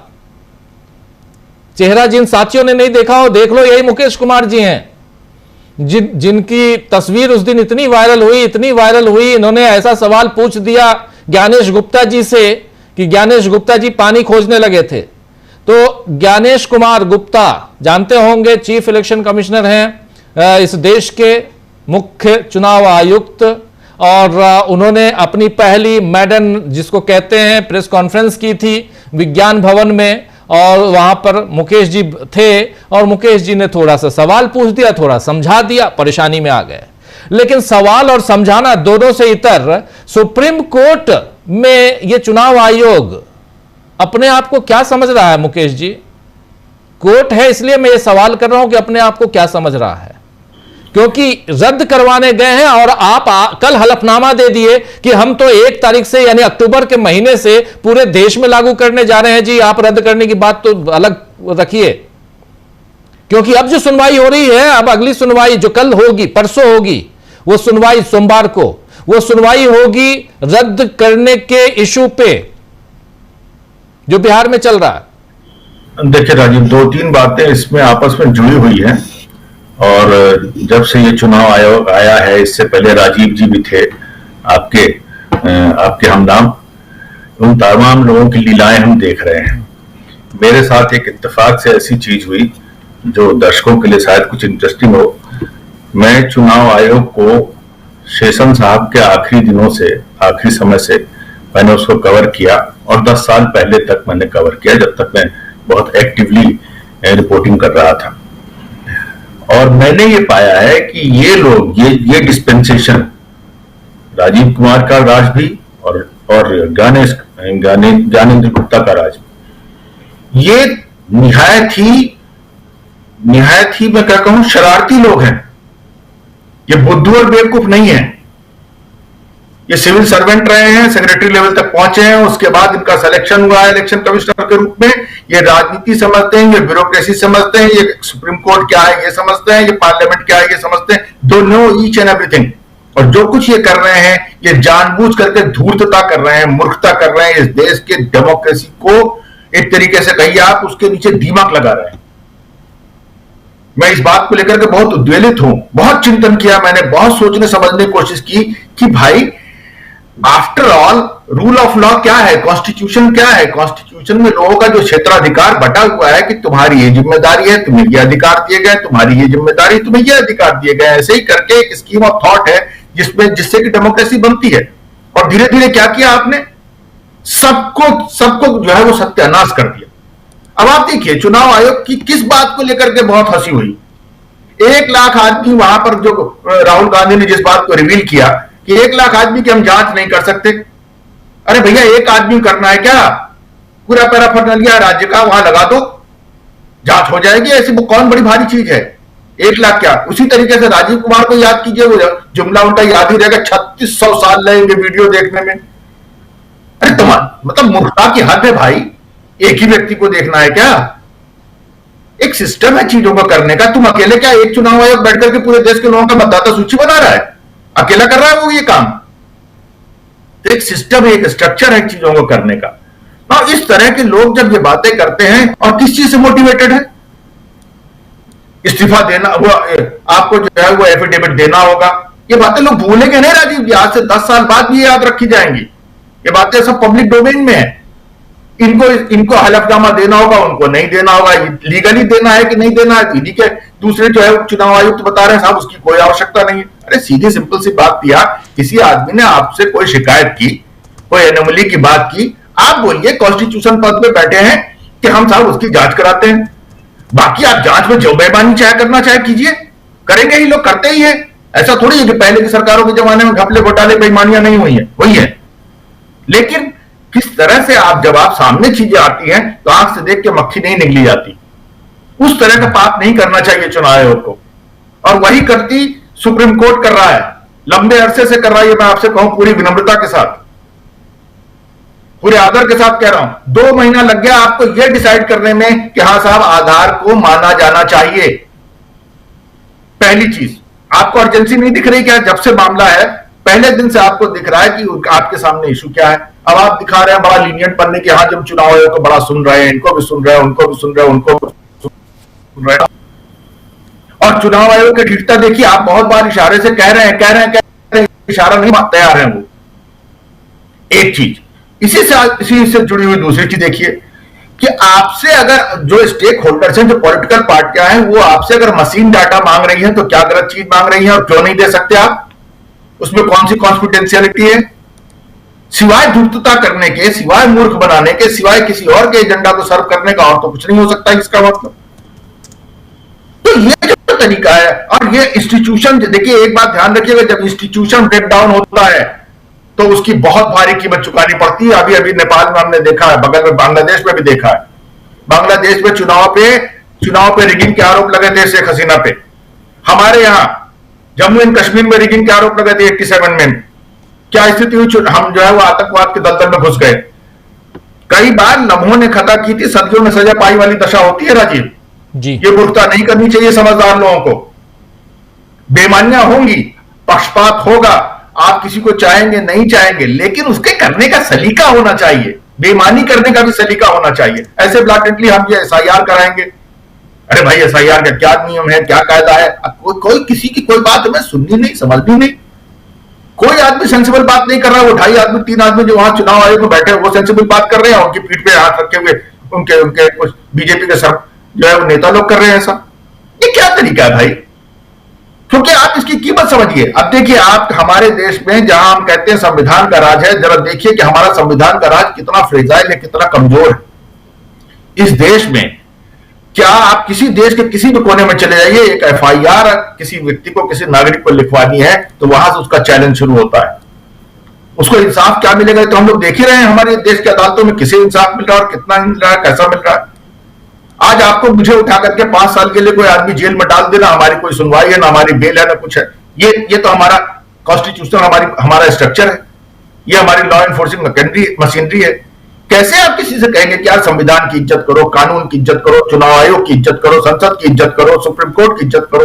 अरे भाई, उसका कंडक्ट भी तो कोई देखेगा कि क्या वो अपना काम कर रहे हैं ठीक से कि नहीं कर रहे हैं, इसे भी तो कोई गौर करेगा। और अचानक फिर स्थिति क्या होगी? एक विस्फोटक स्थिति हो जाएगी। और उसी समय क्या होगा? उस समय सारे लोगों को ऐसे टारगेट करके कौन उसमें कभी भी, देखिए भीड़ का कोई चरित्र नहीं होता, भीड़ में कोई दिमाग नहीं होता। हिंसा पे आदमी तब उतारू होता है जब उसे बाकी चीजों की उम्मीद उसकी खत्म हो जाती है। डेमोक्रेसी का मतलब, अगर हम बात कहते हैं कि साहब आपको डिफरेंट स्टेक होल्डर्स की बातें सुननी चाहिए, चाहे वो मणिपुर के रेफरेंस में हो, चाहे वो किसानों के आंदोलन के रेफरेंस में हो, चाहे वो मराठा के आंदोलन, 50 इश्यू है इस देश में, इतना बड़ा देश है, इसमें इश्यूज तो रहेंगे। तो यहां पर आपके पास वो मैकेनिज्म आपका ब्रेकडाउन हो चुका है, और यही हम चीजें अभी बिहार में देख रहे हैं। अब आप बताइए ना कि अगर हमारे देश की संस्थाएं एक एग्जाम नहीं ठीक से कंडक्ट करवा सकती, 1 नहीं 2 नहीं 5 नहीं 50 न जाने कितने पेपर लीक हो गए, कैसे आप अपने बच्चों को, अपने साथियों को कहेंगे नहीं यार तुम्हें कानून की इज्जत करनी चाहिए, संविधान की इज्जत करनी चाहिए? सोच के देखिए जरा सा। जब हमारे सामने काउंटर आर्गुमेंट हो कि वस्तुस्थिति ये है, साहब आप हमें कह रहे हो शरीफ बन के रहो, कैसे शरीफ बन के रहें? हमें तो बुनियादी इंसाफ नहीं मिल रहा। ये सवाल बहुत बड़े हैं और इससे पूरे के पूरे पॉलिटिकल डिस्पेंसेशन को, कॉन्स्टिट्यूशन के हर एलिमेंट को, हर आर्गन पे डरने की जरूरत है। आप खुद सोच के देखिए, चुनाव आयोग, ये सुप्रीम कोर्ट एक मामले में कहता है कि साहब ये इलेक्टोरल बॉन्ड गलत है, अनकॉन्स्टिट्यूशनल है। एक आदमी को आप डिसाइड नहीं कर पाए, तय नहीं कर पाए कि उस सारी की सारी गड़बड़ियों के लिए जिम्मेदार कौन है और उसके खिलाफ क्या एक्शन होगा। ये कौन सा लॉ है भाई? कैसा मैकेनिज्म है आपका? कोई बोलने कहने वाला, पूछने वाला नहीं है सुप्रीम कोर्ट से जी। कुछ भी आपने जैसे मर्जी आए वैसे ऑर्डर्स दे दिए, उसके क्या क्या कॉन्सिक्वेंसेस होंगे, क्या क्या उसके और एक्सप्लेनेशन, इंटरप्रिटेशन बनेंगे, इसके बारे में सोचना ही नहीं है। नादान नासमझ लोग नहीं है आप, खूब विद्वान लोग हैं, अपनी विधा के जानकार। जैसे हम लोग पत्रकार अपनी विधा के जानकार हैं, वैसे ही सुप्रीम कोर्ट में बैठे हुए जजेस भी अपनी विधा के जानकार हैं। बिल्कुल। तो भैया अपनी जिम्मेदारी समझो, अपनी चीजों को जानो, लेकिन वो एलिमेंट नदारद होता जा रहा है डे बाय डे। इतना डिसअपॉइंटमेंट है, अगर आप लॉजिकली सिंसियरली सोचे भूल जाइए थोड़ी देर के लिए कि किसी ए की सरकार है कि बी की है कि सी की है कि डी की है। ऐसा नहीं है ना कि सारी जगहों पे बीजेपी की ही सरकारें हैं। लेकिन जो हमारा कॉन्स्टिट्यूशनल ब्रेकडाउन हमारे सामने आता है, जो दिखता है कि भाई अजीब सी स्थिति बनी हुई है। ये सच है कि बीजेपी की सरकारों में वो लठैतगिरी, वो दबंगई, वो बदमाशी कहीं ज्यादा है, लेकिन ऐसा नहीं है ना कि पहले की सरकारें बिल्कुल संतों की सरकारें थी और अभी दुष्टों की सरकारें हैं। तो जो असली सवाल घूम करके आता है वो आता है कि भाई हमारा जो हम जो कहते हैं कि भाई हमारा देश कानून से चलेगा, कानून का राज है, कॉन्स्टिट्यूशन का राज है, वो कहां है, क्यों नहीं दिखता? अब कल्पना करके देखिए आप, एक बात है, कितनी ब्लैटेंट बात है ये कि बाबरी मस्जिद का डिमोलिशन ब्रॉड डे लाइट में होता, सारी दुनिया ने देखा, सबने जाना, निगरान आयोग भी बन गया, बहुत जांच हो गई, सब कुछ हो गया, बहुत तरह की चीजें हुई, सीबीआई फलाना ठिकाना सब हो गया। एक आदमी आज तक हम लोग इस देश में खड़ा नहीं कर पाए कि देखे साहब ये व्यक्ति गुनाहगार है, जो कुछ भी वहां गैर कानूनी अनकॉन्स्टिट्यूशनल XYZ हुआ। तो ये तो हमारी कानून की मशीनरी का अलग, ये हमारे संविधान का राज का हाल है। अब इसको बेहतर कौन बनाएगा? किनके हाथ में वो जिम्मेदारी? मैं और आप तो जज नहीं बन सकते, मैं और आप तो इलेक्शन कमिश्नर नहीं बन सकते। तो जिस तरह के लोग वहां पहुंच रहे हैं, उनको जिस तरह के लोगों को पीछे से सपोर्ट दिया जा रहा है, असली चुनौती, असली समस्या तो वहां पर है। बिल्कुल। क्या आपको हमको कहीं कोई चिंतन दिखता है, कोई सोच दिखती है कि हाँ भैया कुछ लोग, एक बेचारा ये जगदीप छोकर थे, उनको श्रद्धांजलि देता हूं मैं जी, कि उन्होंने अपने सिविल दायरे में रहते हुए भी इस देश के, जी हाँ, एडीआर के इतना उन्होंने कंट्रीब्यूशन दिया है इस देश में, इस देश की व्यवस्था को, इस देश को वाकई में उनका ऋणी रहना चाहिए। यह है सिचुएशन। आप कौन ठीक करेगा, कैसे ठीक करेगा, उसका मैकेनिज्म कहीं दिख रहा है हमको? कोई रे ऑफ होप दिख रही है क्या? आज हम कह रहे हैं कि सुप्रीम कोर्ट पर मामला जाएगा, कहां है वो चीज? हमें क्या इस बात का इत्मीनान है कि नहीं यार सुप्रीम कोर्ट से तो न्याय होगा? कहीं अंदर से नहीं है हमारे अंदर। यकीन जानिए, हम लोग अपने दिलों पे हाथ रख के पूछे तो हम ये कह सकते हैं, अब देखते हैं यार क्या होता है। यही है ना हमारा जज, हमारा रिएक्शन। क्यों नहीं हमारे अंदर से ये भावना कि नहीं यार सुप्रीम कोर्ट से इंसाफ होगा, समय से होगा, अच्छा होगा, बढ़िया होगा? वो नहीं है। कहां चला गया? क्यों चला गया? ये छोटे सवाल नहीं है, बहुत गंभीर, बहुत संजीदा सवाल है। समाज में सोचने वाले लोगों को ये चीजें झकझोरती हैं, हमारे आपके पास उत्तर नहीं होते। सही कह रहे हैं मुकेश जी। और एक फैसला आना है अभी सुप्रीम कोर्ट से, परसों ही 10:30 बजे वक्फ बिल पे फैसला आएगा, और देखते हैं वो फैसला किस दिशा में जाता है। बहुत इंपॉर्टेंट है वो भी, और इसलिए जो आप उम्मीद की बात कर रहे हैं, जरा उस पर भी देखते हैं हम कि क्या कुछ होने जा रहा है। सुप्रीम कोर्ट से बहुत सारी खबरें अगले कुछ दिनों में आएंगी, और उस पर एक फैसला अभी और सुरक्षित रखा गया है। 5 जजों की बेंच, संवैधानिक बेंच ने सुनवाई की लगातार 8-10 दिनों तक, और वो सुनवाई थी राष्ट्रपति और राज्यपाल के जो विशेषाधिकार हैं उस पर, और उस पर भी फैसला अभी सुरक्षित है। तो बहुत कुछ है। और 23 नवंबर को रिटायर हो रहे हैं CJI जो गवई साहब हैं वो। उससे पहले चूंकि जिन जिन बेंच में गवई साहब हैं उसमें फैसला तो देना ही होगा, वरना फिर से नई सुनवाई होगी, जो तरीका है आप जानते हैं कोर्ट का। और उसके बाद जस्टिस सूर्यकांत CJI बनेंगे, जो अगले 2-2.5 साल तक रहेंगे लगातार। चलिए, ये तो वहाँ की बात है, लेकिन आना चाहता हूँ, और इससे पहले एक और जानकारी दे देता हूँ, उस पर थोड़ी सी समय अगर रहा तो थोड़ी चर्चा हम करेंगे। आज प्रधानमंत्री नरेंद्र मोदी को बीजेपी के 10 विधायकों ने चिट्ठी लिखी।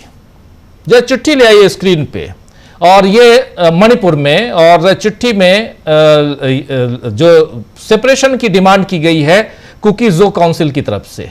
ये 10 विधायक हैं, नीचे जरा एक्सपोज कर दीजिए अगर तो और इससे पहले वाली चिट्ठी भी दिखा सकते हैं हम। ये 10 विधायकों, 5 इधर और 5 उधर। ये पांचों 10 विधायक जो हैं बीजेपी के हैं, और वहीं से देखिए ये MLA सारे बीजेपी के हैं, और इसमें बीजेपी KPA, ये चूंकि KPA जो है ये भी इनके साथी हैं, 2 KPA के हैं और 8 बीजेपी के हैं, टोटल 10 विधायक हैं, एक इंडिपेंडेंट भी हैं। और इन लोगों ने जो डिमांड की, इससे पहले वाली चिट्ठी बहुत इंपॉर्टेंट है, इसमें भी वही सेपरेशन, हम लोग एक छत के अंदर नहीं रह सकते, दोनों हम एक साथ नहीं रह सकते, ये कहा गया, ये डिमांड जो है, और कुकीज जो काउंसिल की तरफ से, और इसीलिए यूनियन टेरिटरी चाहिए इनको अंडर आर्टिकल 239A के तहत जो कॉन्स्टिट्यूशन ऑफ इंडिया है। ये चिट्ठी बहुत इंपॉर्टेंट, इसको थोड़ा और एक्सपोज करके हम दिखाना चाहेंगे।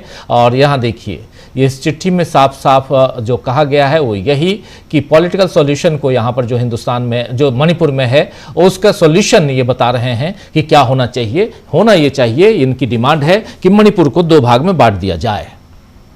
मणिपुर को 2 भाग में बांट दिया जाए और बहुत मुश्किल से नागालैंड, जिसका जिक्र कर रही थी रीमा जी आप, नागालैंड में थोड़ी सी शांति स्थापित हुई थी, ग्रेटर नागालैंड, और देखिए अब यहां सेपरेशन, हम दोनों एक साथ नहीं रह सकते, मैतेई एक साथ नहीं, कुकी एक साथ नहीं, और यह चिट्ठी आज थमाई गई है प्रधानमंत्री नरेंद्र मोदी को। यानी एक डिमांड क्रिएट पहले से जो दबी जुबान में था मोदी जी ने, आप सही कहा, आपने सही बात कही थी कि नमक छिड़क के नरेंद्र मोदी जी आ गए हैं। चलिए उसको रखते हैं, अगर समय मिला उस पर बात करेंगे, नहीं तो बाद में भी बात करेंगे। बट नेहा जी आपके पास आना चाहता हूं, मामला बिहार में एसआईआर का है और सुप्रीम कोर्ट में जिस प्रकार चुनाव आयोग दिखा रहा है, कर रहा है, हलफनामे दे रहा है, बयानबाजी, अपनी दलीलें पेश कर रहा है, बयानबाजी सॉरी माफी चाहूंगा, दलीलें पेश कर रहा है, उससे साफ साफ लग रहा है कि हम तो वही करेंगे जी जो हम चाहते हैं। तो फिर कैसे चलेगा देश, कैसे लोकतंत्र चलेगा, और कैसे लोकतंत्र कैसे चलेगा? इसलिए क्योंकि चुनाव करवाना आपका काम है, चुनाव आयोग का काम है, और जब आप चुनाव करवाने में जो पारदर्शिता होनी चाहिए वो नहीं दिखाएंगे तो फिर तो यही सवाल पूछा जाएगा कि कैसे लोकतंत्र चलेगा। जी राजीव जी, पहले तो बहुत बहुत क्षमा मांगती हूँ देर से आने के लिए। यहाँ पर उपस्थित सभी वरिष्ठ को और सभी जो पैनलिस्ट हैं उनको प्रणाम करती हूँ। और शुरुआत सुप्रीम कोर्ट में जो सुनवाई चल रही है एसआईआर को लेकर, चुनाव आयोग की हठधर्मिता तो डे 1 से ही हम देख रहे हैं राजीव जी, और मुझे लगता है कि यहाँ पर पैनल पर उपस्थित सभी जो गणमान्य हैं वो भी इससे सहमत है कि चुनाव आयोग एसआईआर पर अड़ा हुआ है। चुनाव आयोग एसआईआर की प्रक्रिया शुरू करने से भी अड़ा ही हुआ था जब ये जानकारी सामने आई कि चुनाव आयोग ने पहली ही मीटिंग में सभी जो शेयर होल्डर्स हैं, स्टेक होल्डर्स हैं, सबको कह दिया था कि 20% कटौती तो बिल्कुल तय है। लेकिन उसके बाद जब जो विपक्ष है या फिर तमाम जो संस्थाएं हैं, एडीआर जैसी जो संस्था है, योगेंद्र यादव खुद है, जब इन्होंने अपनी जो सुनवाई है, सुनवाई के दौरान जो बिल्कुल तार्किक और तथ्यात्मक पक्ष रखा, उसके बाद ऐसा लगा कि शायद सुनवाई के दौरान कुछ ठोस निकल कर आएगा। लेकिन जैसा कि मुकेश जी ने कहा कि आधार कार्ड को स्वीकार करवाना ही सुप्रीम कोर्ट के लिए बहुत भारी पड़ने लगा। चुनाव आयोग को 2 बार कहा जाता है कि आप एसआईआर की प्रक्रिया में आधार कार्ड को क्यों नहीं स्वीकार कर रहे हैं, क्योंकि ये सबसे जो है एक सरल साधन है, सभी लोगों के पास ये दस्तावेज होते ही हैं। और रही बात डुप्लीकेसी की, तो डुप्लीकेसी को तो आप आपके पास डिजिटल टूल्स हैं, आप उनको वेरीफाई कर सकते हैं। आप एसआईआर के नाम पर आप घुसपैठियों पर कार्रवाई कर रहे हैं, मुझे तो समझ ही नहीं आता, और शायद देश का कोई भी नागरिक ये समझ नहीं पा रहा है कि या तो भारत का गृह मंत्रालय नकारा है या तो भारत का चुनाव आयोग नकारा है। दोनों ही शायद कोई ना कोई जो है अपना काम नहीं कर पा रहा, कि गृह मंत्रालय का काम चुनाव आयोग करता हुआ नजर आता है और चुनाव आयोग का काम शायद अब कोई कर ही नहीं रहा है। और वो किसके इशारे पर हो रहा है यहाँ पर सभी जानते ही हैं, और मैं सीधे नाम क्यों लूं कि चुनाव आयोग किसके कंट्रोल में काम कर रहा है। भारत एक लोकतंत्र है और साउथ एशियाई देशों की जो हालत है, डेमोक्रेसी की जो दुर्दशा है, मैं अपने देश के डेमोक्रेसी पर तो कम से कम अभी मैं चाहती हूँ कि कुछ भी सीधा सीधा लांछन ना लगाया जाए। लेकिन एसआईआर एक बहुत बड़ी पीड़ा ना बन जाए पूरे देश के मतदाताओं के लिए। एसआईआर एक पीड़ा बन गई है बिहार के मतदाताओं के लिए, और वो भी ऐसे बिहार के लिए जो आप गरीबी का कोई मापदंड देख लीजिए, पैमाना देख लीजिए। मणिपुर की यात्रा पर यहाँ पर सभी जो पैनलिस्ट हैं अपनी बात रख रहे थे, मैं ये समझ नहीं पाई। मैं उम्मीद कर रही थी कि प्रधानमंत्री बिहार जा रहे हैं, बार बार बिहार जा रहे हैं, वो अपनी माताजी को कहे गए कथित अपशब्दों के लिए रो पड़ते हैं और विनती करते हैं कि जहां जहां जिस गली में आप जाइए, आप आरजेडी और कांग्रेस से माफी की मांग कीजिए, आप छठी मैया से माफी की मांग करिए।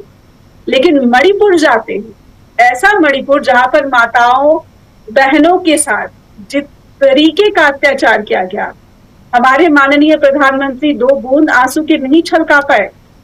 उनकी संवेदनशीलता, उनकी भावनाएं, उनकी महिलाओं के प्रति जो सम्मान है, वो क्या सिर्फ ये जो हजारों करोड़ों के पैकेजेस है उनके जरिए ही निकली महिलाओं के लिए जो मणिपुर में थी, जो उम्मीद कर रही थी कि प्रधानमंत्री, माननीय प्रधानमंत्री आएंगे तो ये जो भाव हमें 2023 में मिले थे वो मरहम तो नहीं लगाया गया। और हम सब जानते हैं कि जब किसी चोट पर, जो किसी घाव पर मरहम दवाई पट्टी नहीं होती है तो वो नासूर बन जाता है, उस अंग को कहीं काटना ना पड़ जाए, ऐसी संभावना, ऐसी जो परिस्थिति है वो सामने आ जाती है।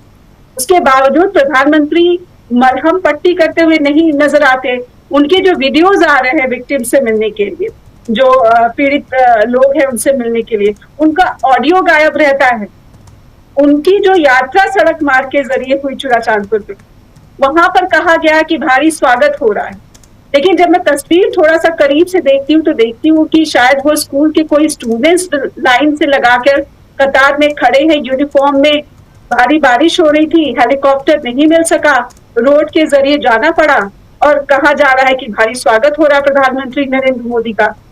तो ये क्या मजबूरी है प्रधानमंत्री नरेंद्र मोदी की कि वो जा तो रहे हैं। इसके पीछे भी ये कहा जा रहा है कि आरएसएस का हाथ है, लेकिन जैसा कि यहाँ रीमा जी ने कहा है कि ये वही तस्वीर है जो जिसके बारे में मैं कह रही थी। जैसा कि रीमा जी ने कहा है कि अब तो आप मैतेई के बीच भी पॉपुलर नहीं रहे। मैतेई के भी जो विधायक हैं, जो बीजेपी के चेहरे हैं, वो चाहते हैं कि यहाँ पर जो है, यहाँ पर ऐसी व्यवस्था हो, यहाँ पर ऐसा संवाद हो, लेकिन ये पैकेजेस के जरिए कोई राहत तो नहीं मिली। जो घाव है, जो शांति स्थापना की बात हुई, वो तो कहीं कोई तय होता हुआ या फिर कुछ शुरुआत होती हुई नजर नहीं आई। तो मुझे लगता है कि बिहार के मतदाताओं की जो पीड़ा है और मणिपुर के माताओं बहनों की जो पीड़ा है, शायद प्रधानमंत्री, शायद चुनाव आयोग, कोई नहीं समझ पा रहा। और मुझे बहुत ही आशंका गहराती है, नेपाल में फ्री स्पीच को ही कुचलने की कोशिश की गई और जब उसका विरोध किया गया तो हिंसा के जरिए उनको रोकने की कोशिश की गई। लाइव बुलेट्स के जरिए 12 साल तक के एक मासूम को भी मौत के घाट उतार दिया। जब आप फ्री स्पीच को कुचलते हैं, जब आप जनता के मांग को अनसुना कर देते हैं, जब आप जनता की दुर्दशा को अनदेखा कर देते हैं, तो ये आवाज दबती नहीं है, बल्कि ये घुटती हुई आवाज आपके खिलाफ घृणा, नफरत और गुस्से को और ईंधन देती। तो मुझे लगता है कि बीजेपी के तमाम, और मणिपुर के बीजेपी के, तो ये आपने 10 विधायकों का कहा, कुछ दिन पहले की बात है, 53 बीजेपी विधायकों ने, बीजेपी के नेताओं ने पार्टी से इस्तीफा दे दिया है जी। बीजेपी में कितना भरोसा बीजेपी के नेताओं का, एक्टिविस्ट का मणिपुर में रह गया है, इसी से अंदाजा लगा लीजिए। फिर प्रधानमंत्री क्यों गए हैं, मुझे ये भी नहीं समझ में आ रहा प्रधानमंत्री इस वक्त क्यों गए हैं। 75 वर्ष पूरे होने से पहले या फिर आरएसएस के 100 साल पूरे होने के उपलक्ष्य में वो चाहते हैं कि एक ये भी मसला हो, किसी को कहने को ना हो कि प्रधानमंत्री मणिपुर क्यों नहीं है, सिर्फ मात्र लिप सर्विस है। जी जी जी बिल्कुल। प्रशांत जी, एक छोटा सा कमेंट, ये जो चिट्ठी अभी आप देख रहे हैं, कुकी जो काउंसिल की चिट्ठी, सेपरेशन, हम लोग एक छत के नीचे एक साथ दोनों गुट नहीं रह सकते, मैतेई और कुकी, और इसीलिए आपसे डिमांड करते हैं, हाथ जोड़कर करबद्ध प्रार्थना करते हैं कि आप हमको सेपरेट कर दीजिए। और यूटी, यहाँ डिमांड जो की गई है वो यूटी की, यूनियन टेरिटरी की डिमांड की गई है। आर्टिकल 239A का हवाला देते हुए प्रधानमंत्री नरेंद्र मोदी को ये ज्ञापन आज सौंपा गया है। चलिए, ज्ञापन है, लेकिन डिमांड है। कहीं न कहीं एक आग भड़क उठी है, अंदर अंदर धधक रही है, और इसको हम लोगों ने देखा। आप देखिए कि किस ढंग से अलग अलग कैंप लगाए गए हैं। कैंपों में आज भी 2.5 साल से रह रहे हैं महिलाएं, बच्चे। स्थिति बहुत अच्छी नहीं है। आप एक तरफ से रास्ता खोलते हैं, दूसरी बार अगर कुछ ही दिनों में फिर बंद कर देना पड़ता है। इसलिए यहाँ पर मुसीबत तो है, और ऐसे में एक आग को जहाँ शांत करने की ज़रूरत थी, जिस वक्त जाने की ज़रूरत थी आपकी वहाँ पर, उस समय आप गए नहीं। इस सेपरेशन को कैसे देखते हैं, चिट्ठी को? पूरा नॉर्थ ईस्ट जो है राजीव जी, ये उत्तर भारत से थोड़ा अलग है, और नॉर्थ ईस्ट जो है वो तमाम तरीके के ट्राइब्स में, उनकी अलग संस्कृतियों में, अलग पहचान में, अलग बोलियों में है, वहाँ पे वजूद है उनका। अरुणाचल प्रदेश में 4 हैं बड़े, उसके नीचे सब सेक्शन तो बहुत सारे होंगे, उनकी भाषाएं अलग अलग है। अगर ये आपने शुरू कर दिया तो इसका अंत कहाँ होगा? इसका अंत नहीं होगा। राजीव जी, ये वक्त इस देश में ऐसा है कि अगर हमको बांग्लादेश, नेपाल और श्रीलंका नहीं बनना है तो हमको मीडिया में रहते हुए बहुत साफ साफ बात करनी पड़ेगी जी, बिना किसी पर्दे के, कि नरेंद्र मोदी के अंदर ना वो फैकल्टीज हैं, ना वो स्टेट्समैनशिप है, ना वो नियत है कि वो इसको सॉल्व करें मणिपुर के मामले को। बहुत स्पष्ट तौर पे मैं कह रहा हूं, 2022 के पहले मणिपुर में कुछ नहीं था। जैसे ही बीजेपी की मेजॉरिटी में सरकार आती है वहां ये सब शुरू होता है। वहां पे मैतेई के बीच में हिंदुत्व का प्रोजेक्ट जिसकी चर्चा आप कर रहे थे, वो हिंदुत्व का प्रोजेक्ट ले जाया जाता है, ईसाई हिंदू किया जाता है। तो कुकी, सिर्फ कुकी एक आदिवासी नहीं है, वो कुकी क्रिश्चियन हो गए, ईसाई हो गए बीजेपी आरएसएस के लिए। इसने दूरियां बढ़ाई हैं दिलों में। तो प्रधानमंत्री नरेंद्र मोदी वहां पे झंडे दिखा के, शिलान्यास करके इस समस्या को नहीं सॉल्व कर सकते। जब देश आजाद हो रहा था 15 अगस्त 1947 को, जिस व्यक्ति ने अपना जीवन दे दिया देश की आजादी में, वो दिल्ली में नहीं था जहां जश्न हो रहे थे, वो वहां था जहां बंटवारा था। महात्मा गांधी नोआखली में थे जी, और अनशन पे बैठ गए। ये देश ऐसे चलता है, ऐसे देश बनता है। इसलिए बहुत साफ साफ बातें हम लोगों को करनी पड़ेंगी। सुप्रीम कोर्ट के जजेस को, सुप्रीम कोर्ट को अगर अपने सम्मान की परवाह नहीं है तो कोई दूसरा सम्मान कैसे करेगा सुप्रीम कोर्ट का? उनके ऊपर जिम्मेदारी है, भारत के संविधान के गार्जियन है, चौकीदार हैं, उनको रक्षा करनी है। तो वो कैसा चौकीदार रक्षा करेगा जो प्रधानमंत्री के साथ आरती कर रहा है? एक चौकीदार राज्यसभा में चला गया, एक चौकीदार ने अपने भांजों को जज बना लिया जी। तो ये कैसे होगा? तो भाई बहुत साफ साफ बातें हम लोगों को अपने लोकतंत्र को बचाने के लिए करनी होंगी। और 63% लोगों ने बीजेपी को वोट नहीं दिया इस देश में। तो क्या ब्यूरोक्रेसी के, चुनाव आयोग के, सुप्रीम कोर्ट के सारे फैसले वो 63% लोगों के खिलाफ होंगे?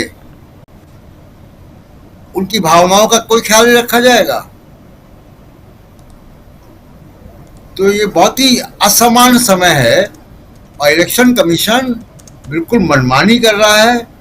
वो कस्टमाइज वोटर लिस्ट बना रहा है बीजेपी को बिहार का चुनाव जिताने के लिए, क्योंकि बिहार का चुनाव अगर नरेंद्र मोदी नहीं जीते तो अभी 17 तारीख को जब वो 75 के होंगे तो सवाल उठे ना उठे, बिहार में अगर हार गए तो सवाल उठ जाएंगे।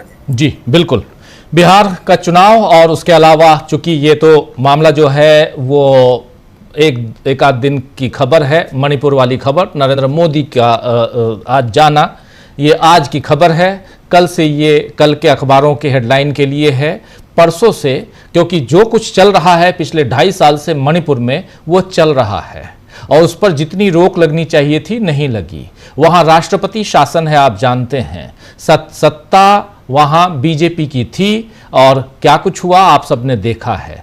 मणिपुर जी रीमा जी कुछ जोड़ना चाह रही हैं? जी प्लीज। आपने लेटर के बारे में बोला, अभी लेटर जो आया है किस संगठन से, किसी से, ये बहुत अनफॉर्चुनेट है। मैं लास्ट में देखा तो इसलिए मैं ऐड करना चाहता था। It will be very unfortunate और ये इसने एंटायर नॉर्थ ईस्ट को अनस्टेबल करेगा। ये बहुत ही सेंसिटिव हो गया है मैटर। आज जो लेटर आया है, मतलब प्राइम मिनिस्टर को तो जाना ही नहीं चाहिए था, नहीं गया तो नहीं जाना चाहिए था। और एक अनफॉर्चुनेट नहीं है, प्रेसिडेंट रूल है एक स्टेट में, ये तो ऑलरेडी फेलर है गवर्नमेंट। और जो अभी लेटर आ गया है उससे पूरा एक्सपोज कर दिया कि प्राइम मिनिस्टर का जो ये जाने का प्रोग्राम था वो ही फेल, उसी में फेल है। पूरा एंटायर नॉर्थ ईस्ट में ये एक बहुत ही ज्यादा सेंसिटिव इशू होगा, अनफॉर्चुनेट इशू होगा कि अनस्टेबल कर देगा एंटायर नॉर्थ ईस्ट को। कि ग्रेटर नागालैंड का इशू आ जाएगा, ग्रेटर नागालैंड में तो मणिपुर का भी पोर्शन आता है, आसाम का भी एक पोर्शन आता है, उन लोग कैसे ये कर रहे हैं सब कुछ।